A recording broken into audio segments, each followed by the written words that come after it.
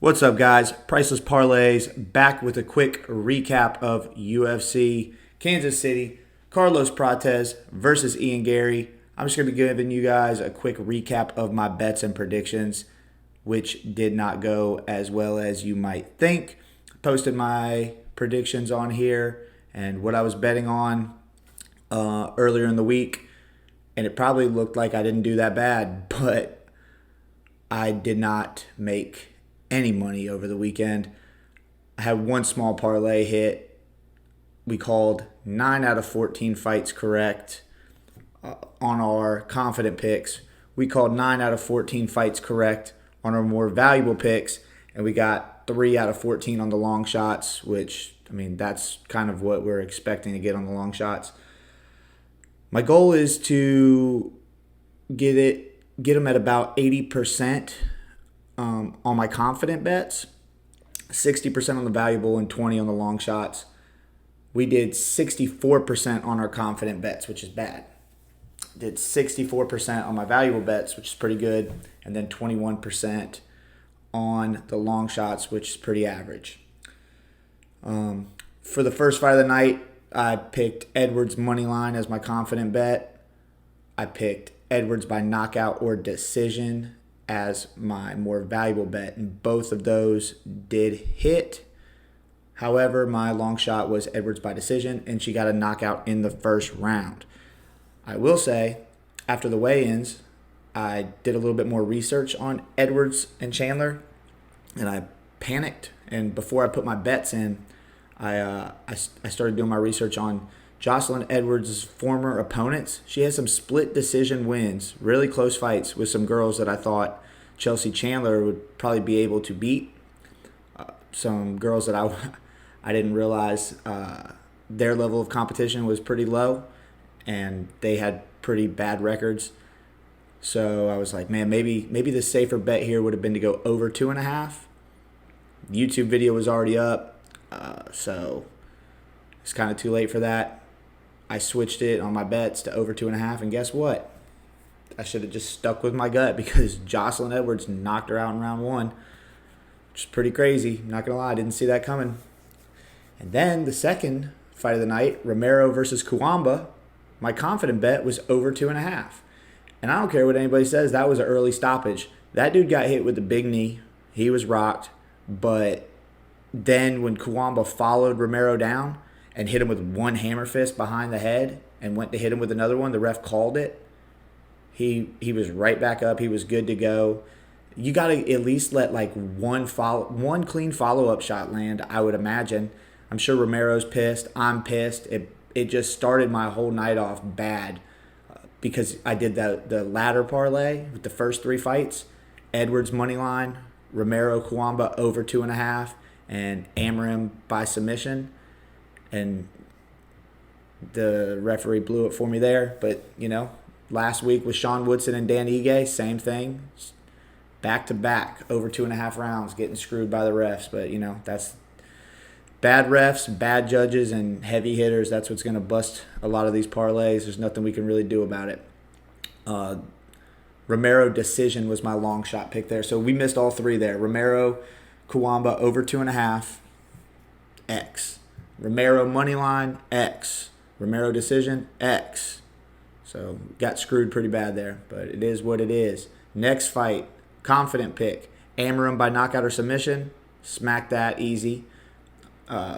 More valuable pick, Amarim by submission, hit that. And then the long shot, Amarim by submission in rounds 2 or 3. We took 2 or 3 because we knew that Vienna had good enough jiu-jitsu that she'd probably be able to survive round 1. And we were right there. Amarim got the submission round 2, plus 350, long shot pick hit. Should have done a straight bet there. I did not. And then we had Simon versus Wellmaker, where, in the video, if you saw it, I was like, oh, we're going to go Simon. Actually, no, we're going to go Wellmaker. Oh, no, let's go Simon. Oh, let's go Wellmaker. We ended up going with Simon money line on the confident pick. Wasn't very confident. But I did say, I kind of felt like my value pick, I was more confident in my value pick than my confident pick. And that was fight to end in knockout, which it did in the first round. So that plus 200 hit. and Malcolm Wellmaker by knockout, plus 340 on the long shot, and that one hit. But unfortunately, those were not parlayed correctly, so we made no money off of it. That's why you shouldn't get greedy. Do a couple straight bets on these long shots. But that's what I should do, at least. Safe bet on the next fight was Blackshear money line, and I was so tempted to just do Blackshear inside the distance as my safe bet. I thought for sure if he got it done, that's how he would get it done. And also, I think the whole world thought submission. He was a plus 1,100 to win by knockout, and he was piecing Alatang Haley up. So he got way closer to the knockout than he did to the submission. I'm pretty sure his corner was like, just wrestle in the third round, and he was like, nah, I'm good. I'm cracking this dude. Why am I going to wrestle? But I guess maybe they saw that he was getting cracked back a little bit and they didn't like it. But in the end, Blackshear did win the decision, which was pretty much the only thing I didn't bet on. I had Blackshear money line. I had Blackshear inside the distance as the valuable pick at plus 135, which did not hit. And I had that if it went to decision, Alatang Haley would be the winner at plus 650. And I was incorrect there as well. But, the long shots were supposed to be incorrect more often than not. So at least we got the confident pick there with Blackshear money line. Next fight, Chris Gutierrez versus Castaneda. We took over 2.5 rounds. And dude, these fools were throwing. And I was like, somewhere in the first round, I was like, well, this ain't going over. And it did. They're tough. So, should have known Chris Gutierrez is tough. Castaneda's tough. Over 2.5, minus 360. So that was my confident pick. Gutierrez money line was the value pick, and he did win the split decision. And I think I said in the video, hopefully I said in the video so I can look like a genius, that I thought this would probably be a split decision situation with Chris Gutierrez winning, and that is what happened. And it is very rare that I call anything right when it goes to split decision. I think Suma Darje and Chris Gutierrez are like the only 2 times that's ever happened to me. But yeah, so Chris by decision at plus 115 was the long shot pick. Hit that. Then on to Elder versus Gage Young, which was hard enough to call, seeing as how I didn't have a whole lot of film on Gage Young. But we went ahead and went Elder money line at minus 215, just based on the experience and all that. They're both 9-2, but level of experience, and he showed it in there. I like how Gage Young was being pretty safe with the strikes in the first round, because he's like, okay, I can win a decision here. And after like halfway through the second round, when it was like, all right, I'm not winning a decision, so I got to try to knock this fool out. And he was moving forward. He wasn't showing any respect for Elder striking, which, in my opinion, if it's your UFC debut and you're down on the scorecards, that's what you got to do. You can't hope that the judges get it wrong and give you a split decision. So he just kept moving forward. Elder was hitting him with those hard body shots, and Gage Young just kept going forward. So I like that. I think he's going to do very well in the future. But Elder by decision was our most valuable pick at plus 110, and that did hit. Our long shot was for the fight to end in knockout, which I felt like that would cover any chance that Gage Young was going to win the fight. And also, I thought there was a chance that Elder could get it done, seeing as how Gage Young was coming in on short notice. That was a plus 250. It did not hit, but that's fine. Let's get on to the one that pissed me off. And if you bet on this fight in particular, I know you didn't make any money because nobody had this thing going to decision. Vegas didn't have it going to decision. Nobody had it going to decision. And this fight pissed me off so bad. Schnell versus Flick. Will the fight end in decision? No, was my confident pick. The reason why I took a line at minus 430 was because I thought this fight was probably going to end somewhere in the second round, so I didn't want to take under 1.5. And I thought it was going to be, as did you and everybody else, I thought it would be Flick by submission or Schnell by knockout. And there was 2 or 3 times where I thought Schnell was about to get choked to sleep, and there was a couple times where I thought Jimmy Flick was going to get knocked out by some ground and pound. So either way, I was jumping up and down multiple times. And I know somewhere in the third round, I was just sitting down quiet, mad, pissed off, telling everybody don't even look in my direction because this fight's going to decision. And my safe bet was for it to not go to decision. My value bet was for it to go under 1.5 rounds. and my long shot was flicked by submission. Oh, man. That was tough to watch. But, it is what it is. But, that was a bad one.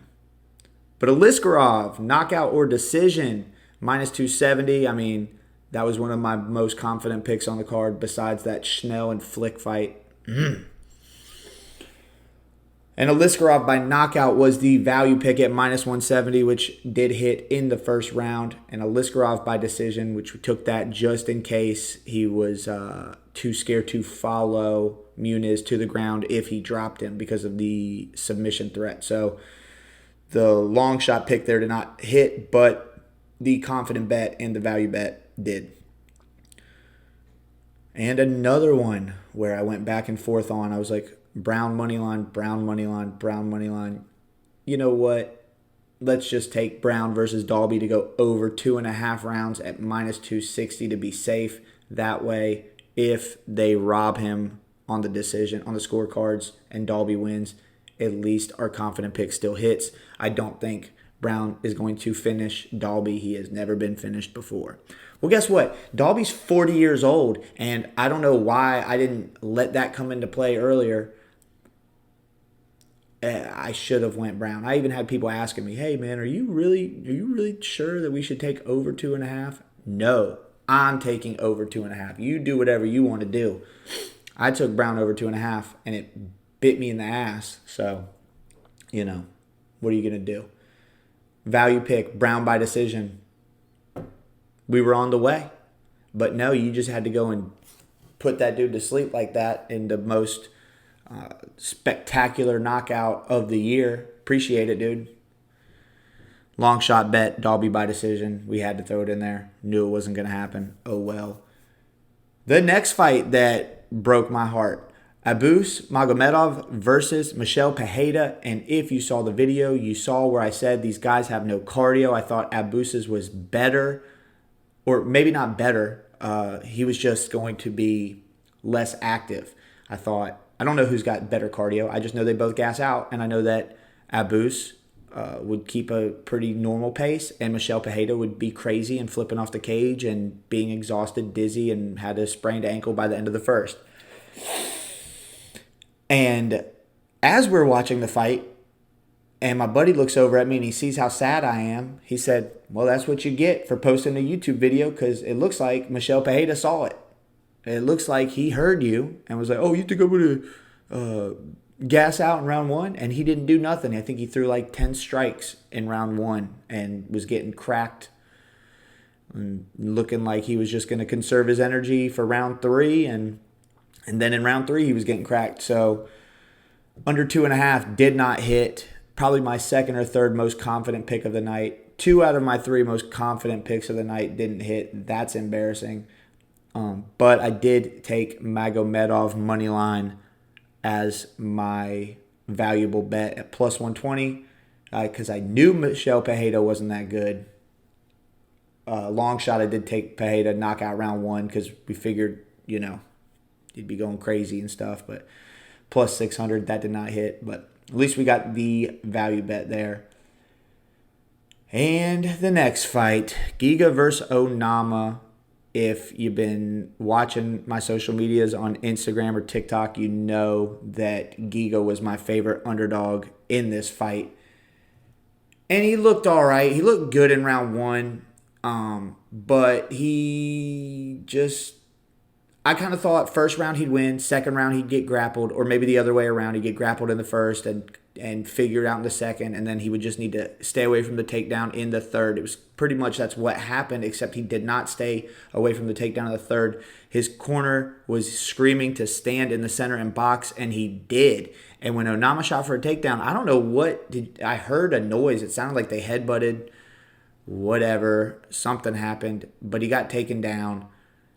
Onama was giving him the Sean Brady, and there was nothing he could do to get up. And he was trying to get up. He lost the decision. I thought he'd win the decision. At least it was 29-28. At least he didn't get blown out, so I didn't look completely stupid. But we got the confident pick correct here at Giga versus Onama to go over 2.5 rounds, minus 190. I took Giga money line as the value pick. did not hit. And I took Giga by decision as the long shot. But on to Ming Yang versus Smith. We took for that fight to end in knockout at minus 260. That might actually have been my most gimme pick on here. That was a no-brainer. The value pick, Zhang by knockout in rounds 1 or 2. We hit that as well. And we put Smith inside the distance just so that I could have something to cheer for. Did not happen. Did not look spectacular.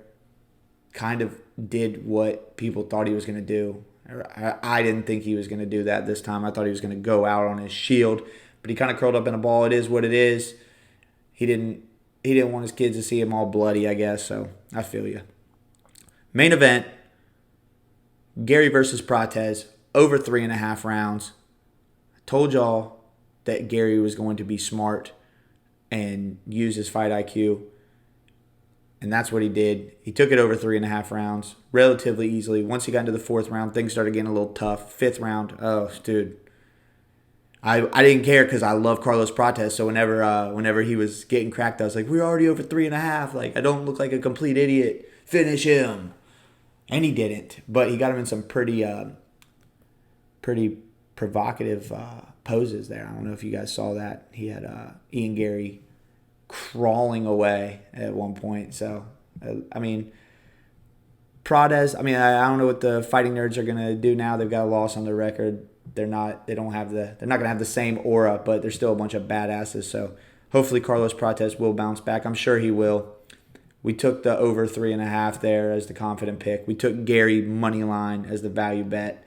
We had Prates by knockout at plus 185 as the long shot. And I should have done Garry by decision as the long shot. I was, but I wanted my man Carlos Prates to get it done. So, I had to throw him in there. That's why you don't tail, because this is why you don't tail my shit, because I would have put Ian Garry by decision as my long shot. I just wanted Carlos Prates to get the knockout. So you heard it here first. Don't tail anything. If you absolutely insist on using my information for gambling, I would say look at my confident picks and then build your own parlays out of them, because they're not all 14 going to hit. Maybe eventually they will. I'm sure they will every once in a while. We're always 1 or 2 away. That happens pretty often. But the confident picks, just build your own little thing, your own little parlay out of them if you're insisting on using these. But don't just tail, because I got 9 out of 14 correct and I didn't hit any parlays. But I hit one little small one. That's it. And so just couldn't match the stuff correctly. That's why you're better off matching them on your own. Quick recap of the bets. The ladder parlay did not hit at all. Edwards money line hit, and on the first ladder bet. Second ladder bet we had her by decision, so it was already game over from there. Not to mention the second leg was Kawamba versus Romero over 2.5, where we got screwed by the referee. And then unfortunately the Amarim bet hit perfectly on all 4 of the ladder bets. Amarim by submission or knockout, Amarim by submission twice, and then Amarim by submission in round 2 or 3. What a bummer. Cycle parlays, none of them hit. We had Amarim submission, Zhang by knockout, and then Brown decision. We had Elder decision, Wellmaker by knockout, and Flick submission. So 2 out of 3 there as well. Amarim submission, Wellmaker knockout, and Alatang Haley decision. I don't know. I don't even know why I did that. 2 out of 3. And then the Amarim submission, Giga decision, Prates knockout, 1 out of 3. My favorite 4-leg parlay of the night that I shared with you guys, Amarim by knockout or submission, that hit. Wellmaker and Simon to end in knockout, that hit. Aliskarov by knockout or decision, that hit. And the last leg was Brown decision. So he just had to knock that fool out and ruin everything for me. I'm not going to break down a whole lot of the matches I'd like to see after this, starting with the early prelims. I'll just give you a quick rundown on the main card. Let Aliskerov fight Chris Curtis. It'll be a decent matchup for him, and it's a name that people are familiar with, and it'll start to catapult Aliskerov. I think that's what the UFC wants to do there. He's a Dagestani guy, but he's one of the more exciting ones. So it'd be good to have somebody that can represent that area and give the UFC a guy that they can push. They can push Aliskerov kind of like they can push Chimaev. So it's not like the Evloev guys, you know what I'm saying? So Aliskerov, give him Chris Curtis. Randy Brown knocked out Nicholas Dalby for the first time in his career, flat on his face, and he asked for Jeff Neal. Give him what he wants. Give him Jeff Neal. I actually think Jeff Neal will probably win that fight by knockout. But give him Jeff Neal. If that's what he wants to do, let him do it. Abus Magomedov, thank you for making me look like I kind of knew what I was talking about. I shouldn't do you like this, but let him fight Marco Tulio. Yeah, he's probably going to get knocked out really bad there. But I think that would be good for Tulio because now Magomedov, his name ends in an OV, so the whole world's going to think he's going to win. Marco Tulio can shock some people and maybe move up into the rankings where he belongs.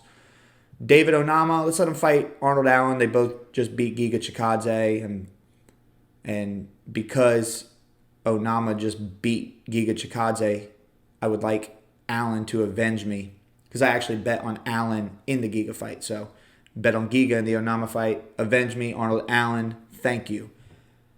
Zhang Mingyang, I don't know. Jimmy Crute or that guy who I can't remember his name that Jimmy Crute just went to a draw with. Give him one of those guys. And Ian Garry, fly over to Canada and sit and wait your turn. I'm sure Jack Della Maddalena is going to show up to that fight. And I'm sure Bilal will win a boring decision over Jack. And then let Ian Garry fight Jack Della Maddalena. I do think Ian Garry will beat Jack. I like Jack. I'll be rooting for him in the Bilal fight. And if he loses and fight Garry, I'll be rooting for Jack there. But I will not be betting on Jack in either of them because I'm not a complete idiot. I'll probably put like 1 or 2 on Jack. 1 or 2 on Jack. But for the most part, Bilal by decision over Jack and Ian Garry by decision over Jack as well. And I think that that's going to do it. Total profits this week. Big old negative, negative 350, but is actually more like 850 because we had $500 in bonus bets that we couldn't turn into anything. So, don't tail because I just got the bad luck at putting them together. The good luck at calling them, bad luck at putting them together. Hopefully next week we can bring that 64.2% of our confident picks back up to 80 where it belongs and keep that 64.2% of our most valuable picks right there where it is now. Maybe get a 75%er going for you guys next week, hopefully. So check back in for the prediction and breakdown video later in the week, and we'll see you next time. I feel like I'm just better and cooler than those guys.